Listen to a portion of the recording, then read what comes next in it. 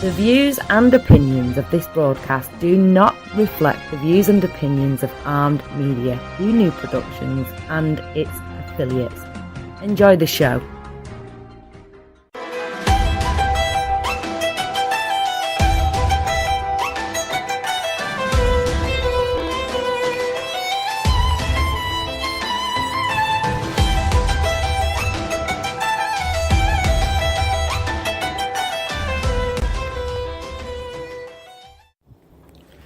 Good evening, everyone, and welcome to my show, Let's Talk Careers with Sara on Armed Radio Global. Today, I saw on MSN.com a post that I was very intrigued to see about an article that is called America's 43 Most and Least Trusted Professions. So there are 10 great companies for work and life balance. And those companies are scored the highest in ratings by users of Indeed.com. Indeed.com is a massive online job search platform. So what they did is they rated which companies is the most important, is the most has for work and life balance. So Chick-fil-A, that's one company.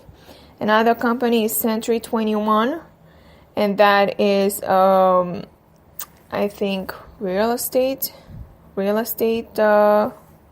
agency.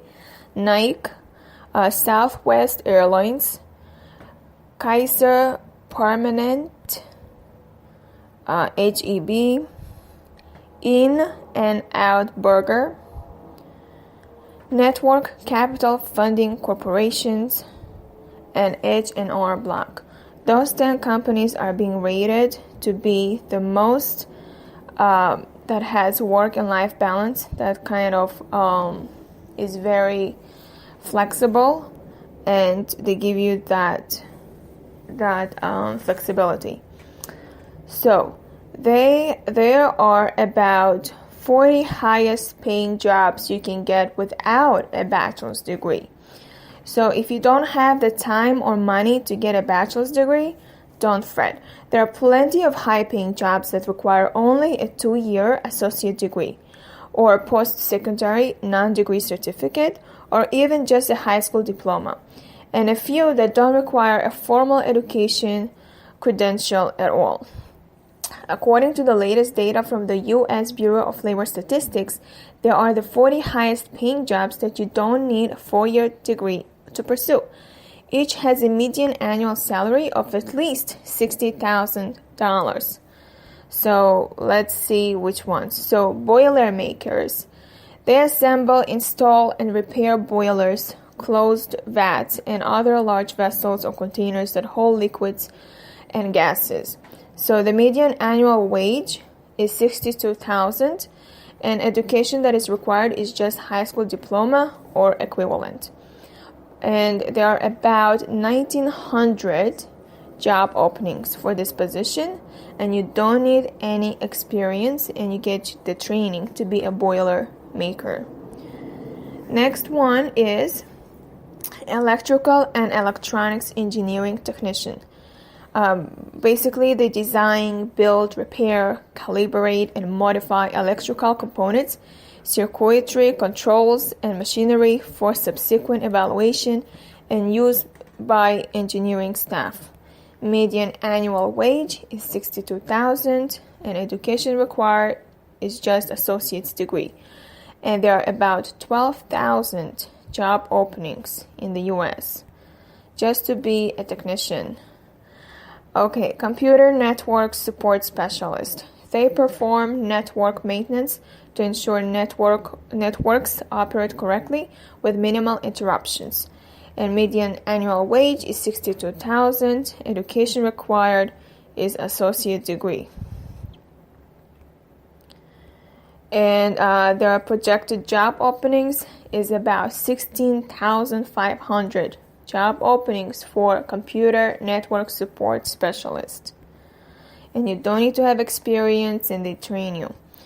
Okay, Next one, first line supervisors of construction trades and extraction workers. What they do is they directly supervise and coordinate activities of construction or extraction workers. Median annual wage is $62,000. Education required high school diploma or equivalent. And projected job openings is about 68,500. Work experience, you need 5 years or more. And there is no on-the-job training. That's for first-line supervisors of construction, trades, and extraction workers. Next is auto damage insurance appraisers. They appraise automobile or other vehicle damage to determine repair costs for insurance claim settlement. Median annual salary is $63,500. And education required is post-secondary non-degree award.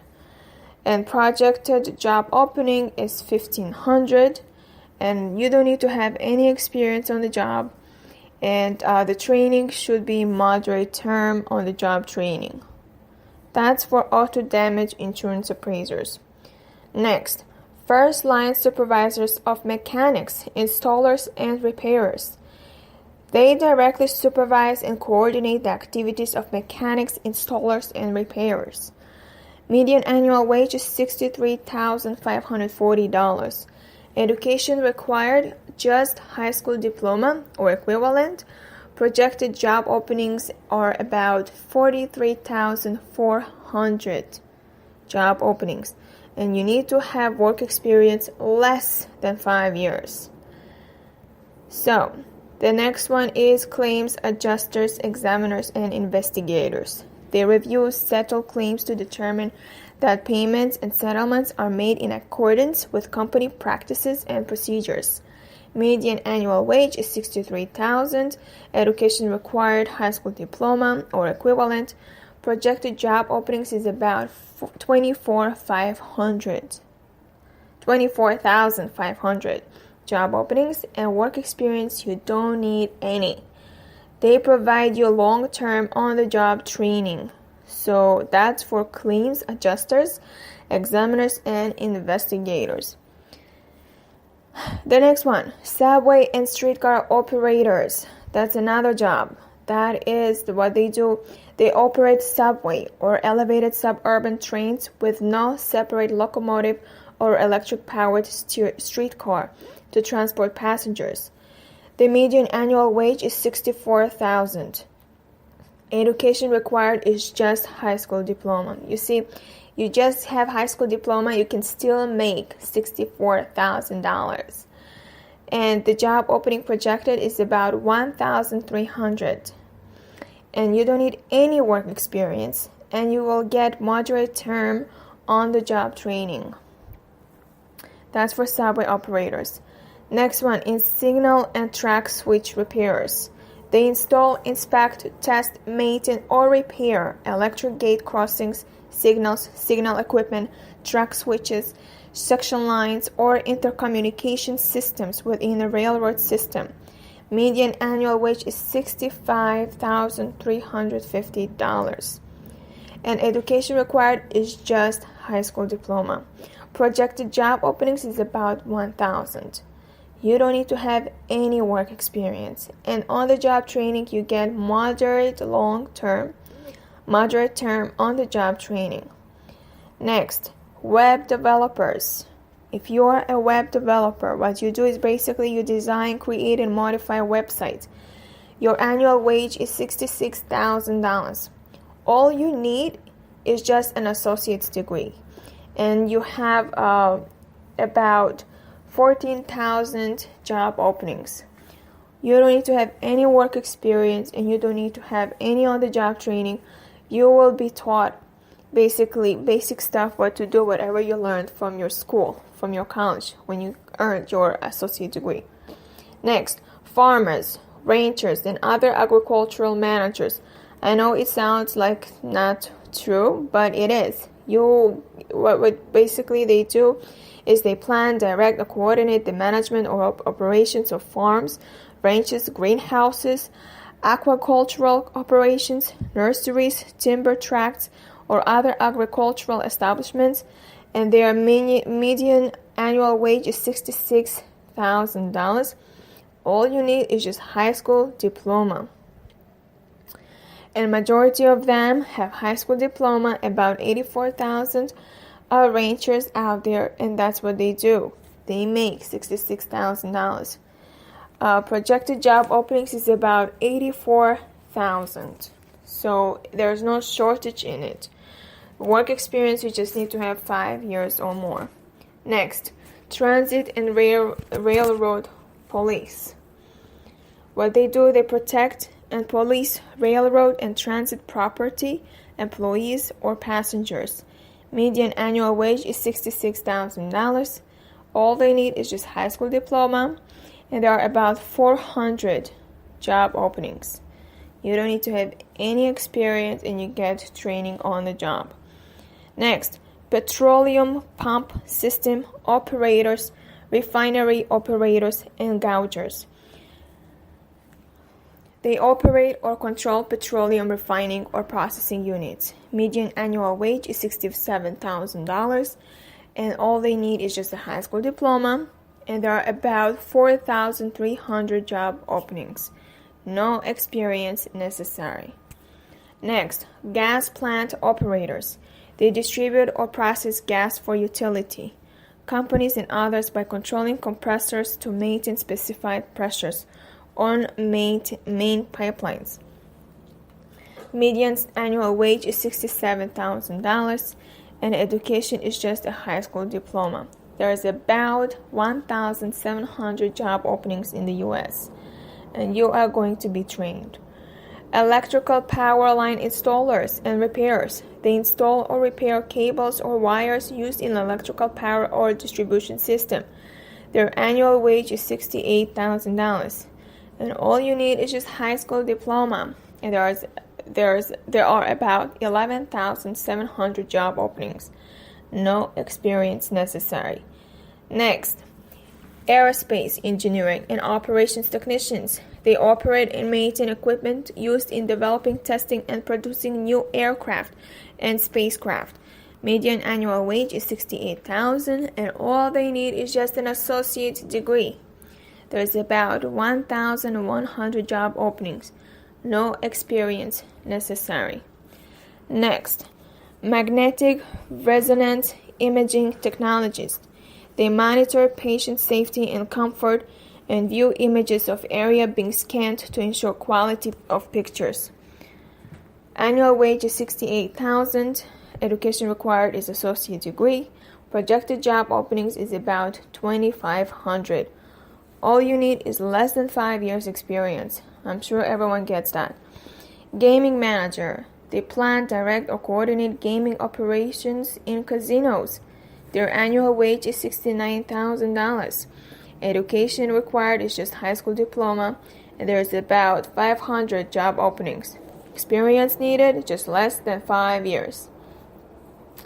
Next, diagnostic medical sonographers. They use special imaging equipment that directs sound waves into a patient's body to assess and diagnose various medical conditions. Median annual wage is $69,000. Associate degree is necessary, and there are about 5,400 job openings. No experience necessary. Ship engineers. They supervise and coordinate activities of crew engaged in operating and maintaining engines, boilers, deck machinery, and electrical, sanitary, and refrigeration equipment aboard ship. Median annual wage is $70,000. All they need is just post-secondary non-degree award. And there is about 1,300 job openings. Work experience is less than 5 years. Next, postmasters and mail superintendents. They plan, direct, or coordinate operational, administrative, management, and supportive services of U.S. Post Office, or coordinate activities of workers engaged in postal and related work in assigned post office. So, mail superintendents make $71,000, and all they have is just a high school diploma. So there's about 600 job openings, and you need experience just less than 5 years. Transportation inspectors. They inspect equipment or goods in connection with the safe transport of cargo or people. Median annual wage is $72,000, and they have education of a high school diploma, and there is about 2,900 job openings. No experience necessary. You will be trained on the job. Captains, maids, and pilots of water vessels. They command or supervise operations of ships and water vessels, such as tugboats and ferry boats. Median annual wage is $72,000, and they have post-secondary non-degree award. There is about 4,400 job openings, less than 5 years experience. And it's called captains, maids, and pilots of water vessels. Next, dental hygienist. They clean teeth, examine patients for oral diseases like gingivitis, and provide other preventative dental care. Their annual salary is $72,000. All they need is just an associate degree. There's about 17,500 job openings for dental hygienists, and no experience necessary. First-line supervisors of non-retail sales workers. They directly supervise and coordinate activities of sales workers other than retail sales workers. Their annual wage is $73,000. Education required is just high school diploma. And there is about 39,800 job openings and no experience necessary. And that is for first-line supervisors of non-retail sales workers. Next, funeral service managers. They plan, direct, or coordinate the services or resources of funeral homes. Their annual wage is $73,000. They have to have associate degree, and there is about 2,000 job openings. All you need is just less than 5 years experience. Nuclear medicine technologies. They use a scanner to create images of various areas of a patient's body. They prepare radioactive drugs and administer them to patients undergoing the scans. Their annual wage is $74,000. Education required is associate degree. And there is about 1,300 job openings. No experience necessary for nuclear medicine technologists.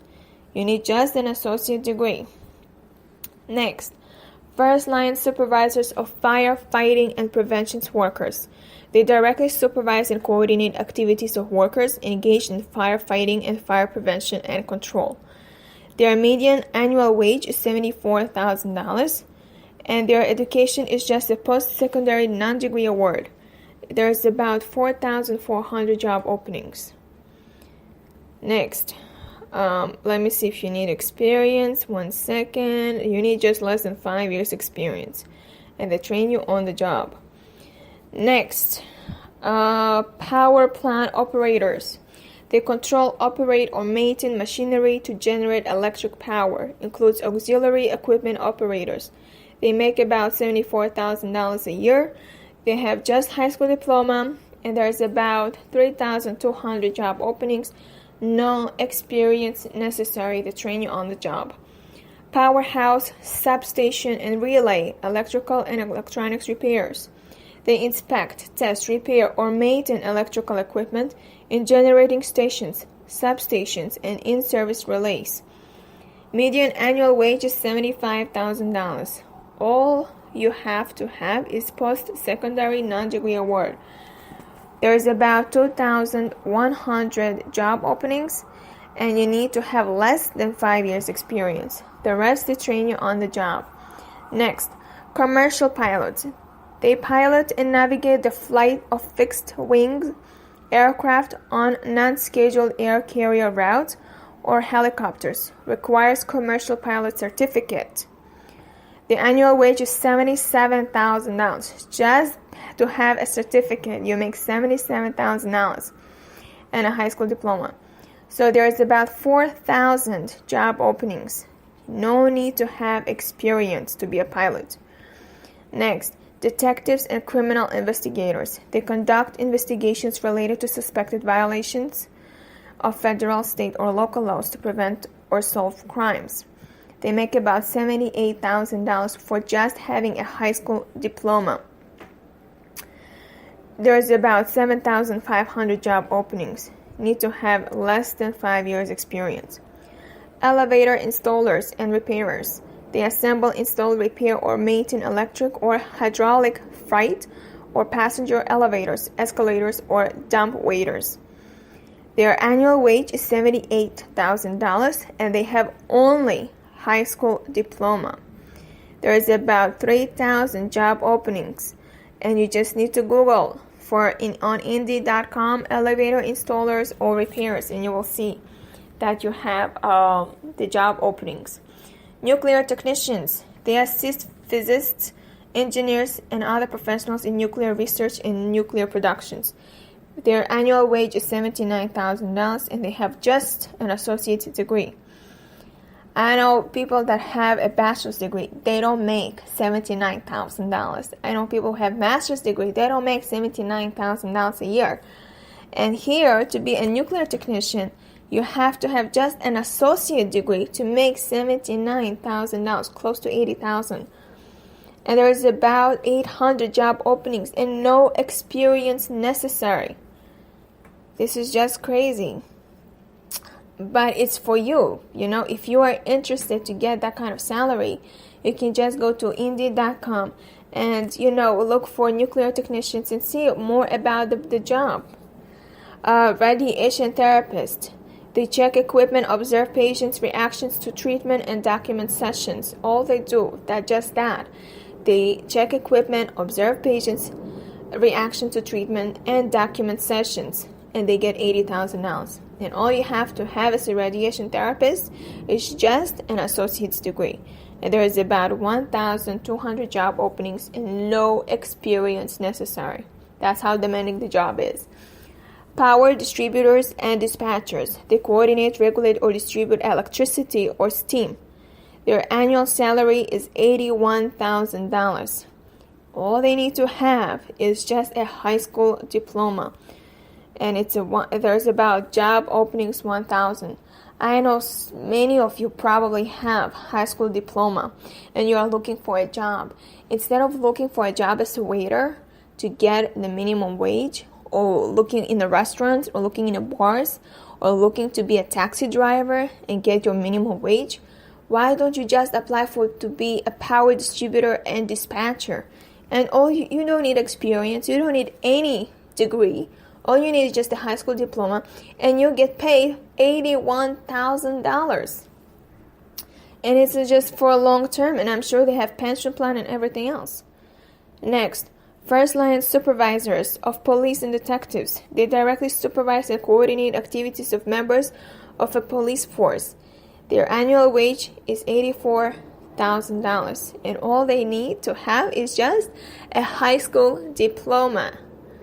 There's about 7,000 job openings, and the work experience is less than 5 years. Next, transportation, storage, and distribution managers. They coordinate transportation, storage, or distribution activities in accordance with organizational policies and applicable government laws or regulations. They make about $89,000, and all they have is just a high school diploma. High school diploma, close to $90,000. And you need to have about 5 years or more experience, and the job openings is about 9,700. It's all in the US. Next, nuclear power reactor operators. They operate or control nuclear reactors, move control rods, start and stop equipment, monitor and adjust controls, record data in logs, and implement emergency procedures when needed. And the annual wage is $91,000, and all you have to have is a high school diploma. There's about 500 job openings, and you don't need to have any experience. $91,000 to be a nuclear power reactor operators. No experience, just high school diploma.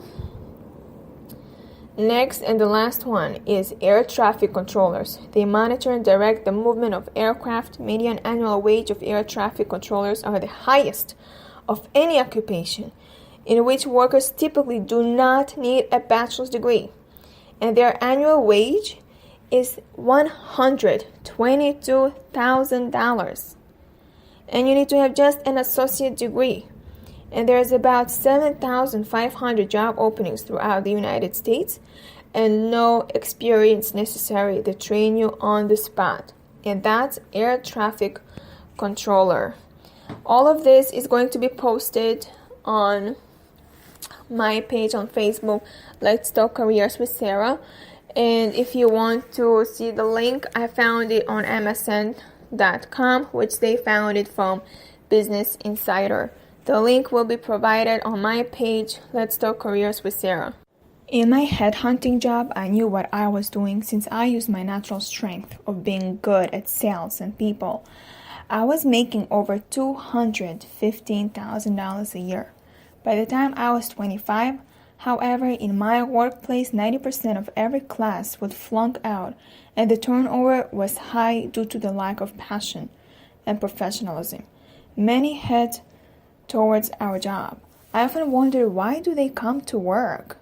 They should just quit and find something they like doing. You must find a job you can be good at.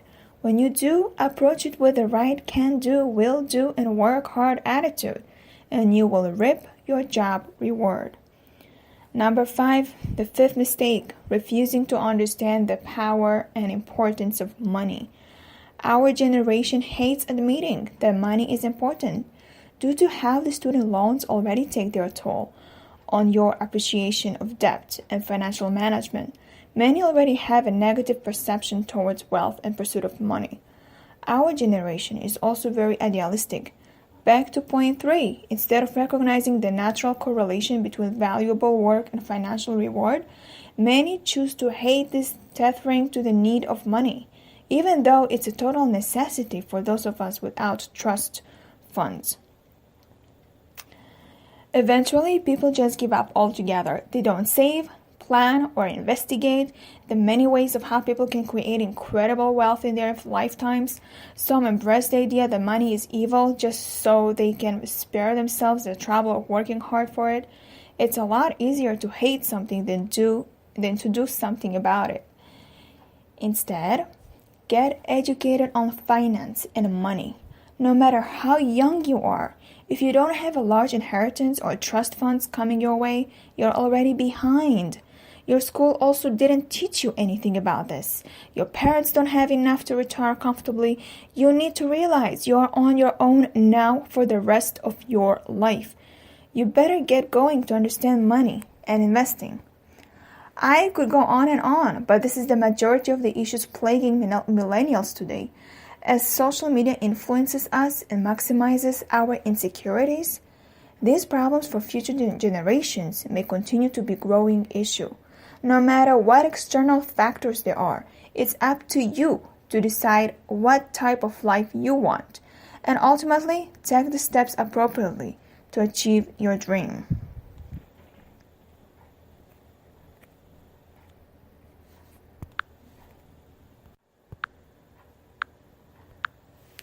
Have you thought about how you are going to land your next six-figure position in 2018?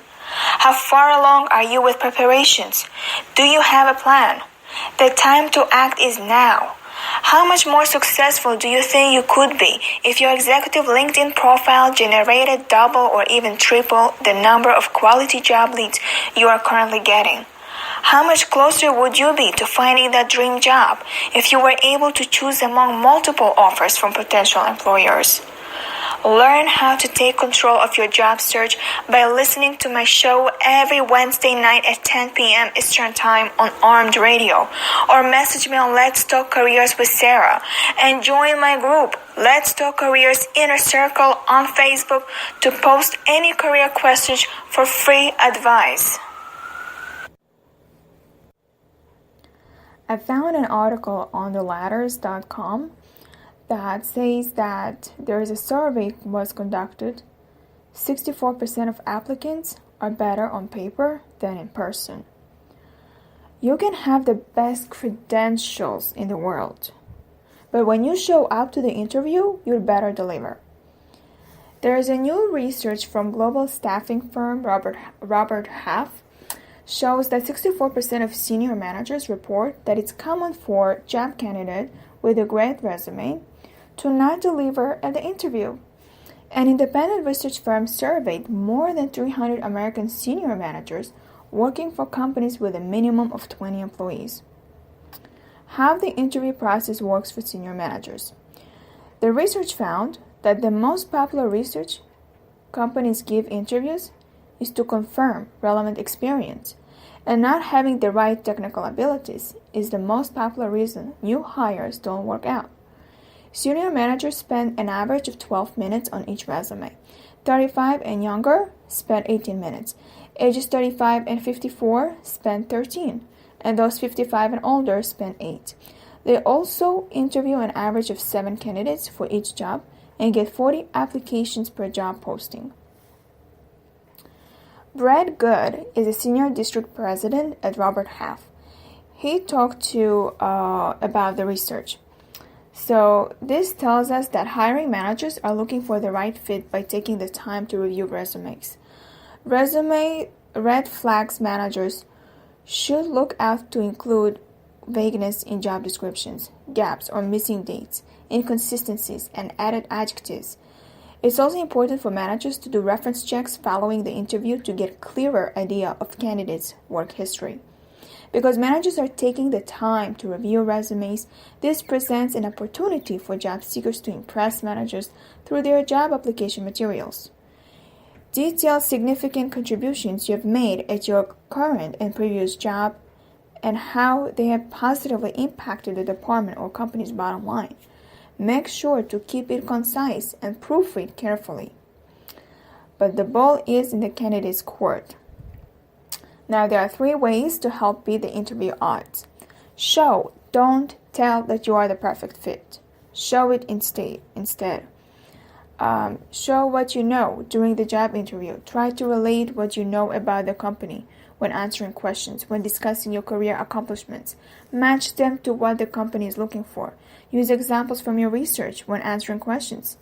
I noticed that when you implemented a new software system last year, your customer satisfaction rating improved dramatically. I am well versed in the latest technologies from my experience with developing software at ABC, and appreciate the company who strives to be a leader in its industry. Take the time to make a match between your expertise and the company's requirements, and to sell yourself to the interviewer. Also, don't try to be perfect. No candidate will ever be perfect, and you will be no exception. If your past achievements are not directly related to the job, but you've demonstrated a great ability to learn and adapt to new situations, you should very clearly articulate that. Number 3, don't show your true colors at the finish line. You've made it so far, but once you leave at the interview, you are going to want to maintain the same level of professionalism. After all, your offer may depend on it.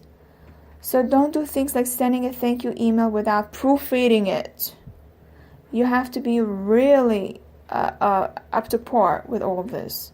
Grammar and punctuation, everything needs to be done. If you don't know how to write a thank you letter, message me on Facebook, Let's Talk Careers with Sarah, and I will guide you how to write a thank you letter.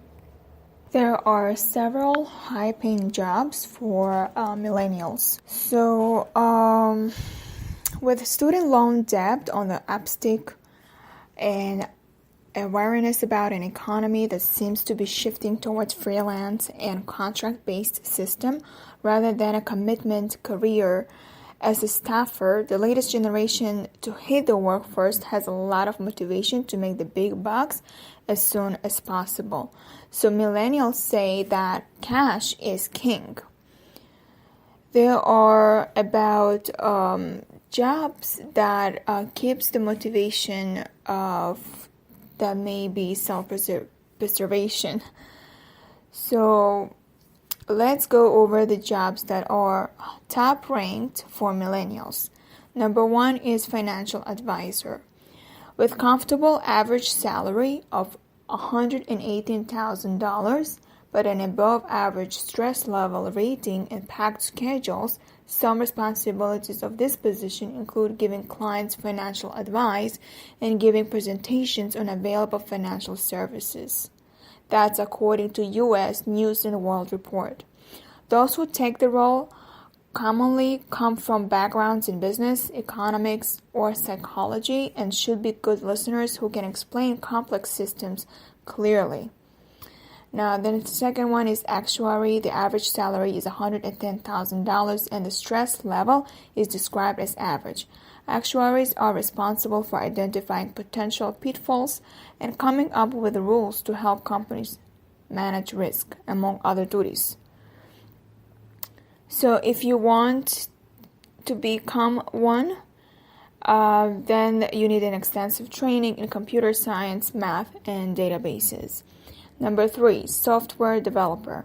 This position has an average salary of $102K, and it involves an average amount of stress. Software developers work on latest technology, and the job demands the ability to be creative and prolific, knowledge of computer coding, and perseverance, according to U.S. News. Number 4, computer systems analyst. Those with this position can expect to earn an average salary of $90,000 and have an average amount of stress on the job. Computer systems analysts study an organization's current computer systems and procedures and design solutions to help the organization operate more efficiently and effectively. They bring business and information technology together by understanding the needs and limitations to both, according to Federal Bureau of Labor Statistics. Number 5 is mechanical engineer. The average salary is $88,000, and this job is average in terms of stress. Mechanical engineers design, develop, build, and test mechanical and thermal sensors and devices, including tools, engines, and machines, according to Bureau of Labor Statistics. Number 6, environmental engineer. People in this position can expect to earn an average salary of $88,000 and have average stress. They use chemistry, engineering, and biology to create improved recycling, pollutions, control, and water use methods, and should be trained in science and communication. Number 7, radiation therapist. Radiation therapists rake in an average salary of $84,000 and have a below average amount of stress. They work with doctors and nurses and treat patients for cancer. Number 8, operations research analyst. With an average salary of $84,000, operations research analysts reportedly experience an above average amount of stress at work. Operations research analysts use advanced mathematical and analytical methods to help organizations investigate complex issues, identify and solve problems, and make better decisions. Number 9 is accountant. Accountants have an average salary of $75,000 and an average stress level. They prepare and evaluate financial documents like tax forms and maximizing retirements and investment incomes and are sought after during tax seasons, but work throughout the year for businesses and organizations. To do the job well, accountants must have organization skills and timeliness, according to U.S. News. Number 10 is loan officer. The average salary for this job is reportedly $75,000, and the stress level is average. Loan officers are employed by mortgage companies, banks, and others, and they decide if people and business should get loans. They should be good at assisting customers in sales. Most loan officers are employed by commercial banks, credit unions, mortgage companies, and related financial institutions. Most loan officers work full-time, and many work extensive hours, except for consumer loan officers traveling to visit clients is common. Now I'm going to talk about millennials. What are millennials doing wrong when it comes to their careers? And I'm sure that if you are listening to me, you are probably using a lot of social media and a lot of the time the computers. So as a headhunter, I've had the privilege to witness, analyze, and influence countless people from Generation Z to baby boomers. And as a fellow millennial who escaped the rat race quickly and became financially free, at age 32, here are the major themes I noticed from my millennial peers, clients, and friends who have not found success in their careers. Starting work too late. This is by far the biggest problem, oftentimes caused by parents. Instead of encouraging kids to work, some parents only want their children to build their academic record and extracurricular activities, not work history. Even in college, half the people I knew never worked during the school year. They just had school and extracurriculars to focus on. By the time they graduate, work hits them in the face like a ton of bricks and they are stressed beyond belief. Adjusting adulting can simply prove too much and lead to depression and reminiscing of the days without the responsibility of work. The sad truth is that unless you are born into wealth, you must work for a living. Yet most people live in a bubble until they are forcibly thrown out into the workforce. Start taking on as many jobs as possible in addition to your extracurricular activities. In high school, I was already helping my mom clean houses, weed whacking, snow shoveling, waitressing, while interning in white-collar jobs at banks during the summer. And in college, I bartended, sold high volumes of consumer goods on eBay, interned during the school year, and in my summers, and taught my own brand of Russian language classes, etc. Now, another mistake they do is accumulating useless credentials and degrees. When people who work too little graduate from college, they may find it hard to land a job due to fear of the unknown and lack of confidence. The thinking goes, I can't get interviews. I'm not a good candidate. I need more bells and whistles just to stand out as a strong candidate. 9 times of 10, at the bachelor's level to get a job really isn't that tied to academic success. It's rather understanding how to land interviews and nail them. In fact, most people at that age don't know what they want to do for a living. So the right strategy is to accumulate work experience, not go for more schooling because it delays reality. As sanctioned and encouraged by parents and our education system, many are pushed into delaying making any hard decisions by going back into school. No matter how much time you are wasting and money it costs, somehow this is still the route that many confused young graduates take. My mom threatened to disown me due to her massive disappointment of me rejecting management school, business school. I knew she was going to put me in a terrible financial situation as none of us had $200K lying around. I staunchly refused to be put into further financial slavery. I just finished undergrad, which deemed more or less a waste of time. Not even God could force me to do any more school. Instead of believing in others, pushing in your own insecurities, enter the workforce ASAP. Don't believe the hype. School only works if you are pursuing highly technical professions within STEM, which is science, technology, engineering, and mathematics. If you are doing business, don't just jump into another MBA. Many professions that value the MBA, like consulting and finance, will pay for your MBA. Thus, why should you pay out of pocket for it? The third mistake is being idealistic versus realistic. In my graduating year, 2009, the recession was in full swing. However, attitudes toward careers were not. All of my classmates talked about this awesome career called investment banking. Nowadays, I believe the equivalent in tech and artificial intelligence or whatever else is trending.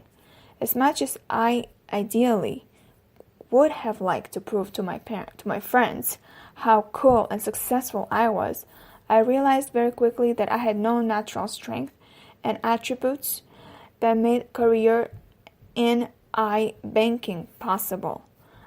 I was bad at quantitative subjects. I was clueless how to get interviews at the top banks, and I didn't even really understand what the career was all about in the first place. I just heard it was good.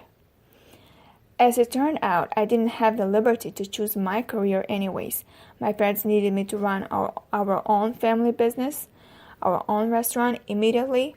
All of a sudden, I had 12 employees in our family's house to look after. As the scrub tables got yelled at by my staff and customers, I got to sincerely think about my future plans for myself. What would it be my alternative career?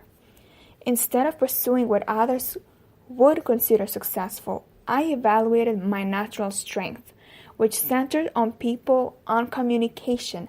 The one job type that would allow someone with little technical skills to flourish financially and professionally would be sales. At age 23, I entered into the career track of a recruiter, aka headhunter, a career centered around finding, organizing, and successfully placing people at companies for commission. Number 4. The fourth mistake, approaching work with the wrong attitude. Many people I know decry the pursuit of wealth. They proudly profess, I work to live, not live to work. This is the exact type of mindset that produces misery. No matter how lowly of a job I worked, I always did it with a smile on my face. I worked hard and I was nice, happy, and positive. That was a survival mechanism. Many people allow their misery to cloud their life every day. At the DMV, retail store, restaurant, white-collar job, or anywhere really, you'll meet miserable, mean, rude, selfish, lazy, bitter, and incompetent people. I feel bad for anyone who is miserable at work because I know what that's like. Now, since we already spoke about what jobs out there, but we have to also think about our loved ones during job hunt. So, how do you support a loved one during a job hunt? According to Monica Torres from The Ladders, she explains that when your loved one is undergoing a job hunt, it can feel like your job hunt too. You can get stressed watching their stress, feeling helpless on what you can do to support them. But in our attempts to be supportive, we can make missteps and say the wrong thing, such as at least you have a more free time. Our helpful comments and suggestions can become one more burden than the job seeker has to carry. So here's how to do it right. Listen to their frustrations. Recognize that you are not in the driver's seat in this job hunt. You are a passenger along with a bumpy ride. If your partner or close friend wants to vent their frustrations about a job falling through, your job is to listen and respect their hurt feelings, not offer pointers on what they could have done better. Searching for a new job, particularly when you are unemployed, can be a demoralizing process that leaches away at your self-esteem. You can be a confidence booster by offering words of affirmation and a judgment-free zone for your loved one. Some well-meaning friends try to help with tough love, telling the job searchers to just work harder, and their offers will come. This can be excruciating for the job searcher, who might be working far harder than you know. Keeping the judgment out of the conversation is one of the most supportive things you can do. Don't haunt them about it. You may think it's helpful to check in regularly with your loved one about their job hunt, but those good intentions can become one more added pressure. This is one thing I personally experienced during one period of unemployment. Some family members would kick off phone calls, asking if I had gotten a call back for an interview, and it would be dispiriting to have no good news to share. To be supportive for your job hunting loved one, make sure that the job search is not your only topic of conversation. Maintaining a healthy relationship during a tough time requires knowing what the other person needs, and that means communicating about it. For anxious individuals, you can express your feelings to your loved one assertively by sticking to fact, feeling, fear, request. Based on that understanding, here's one script you can tell your job-seeking loved one. Today was the day of your job interview. That's a fact. Do you want to talk about it? Fair request. Or would that be overwhelming? That's a feeling. I'm happy to hear about it, or we can just sit and watch your favorite TV show. Fair request. Next, help with networking if asked. Your loved one may want your help with crafting a cover letter, but sometimes it can be easier to find an accountability buddy who is not necessarily emotionally invested in the outcome.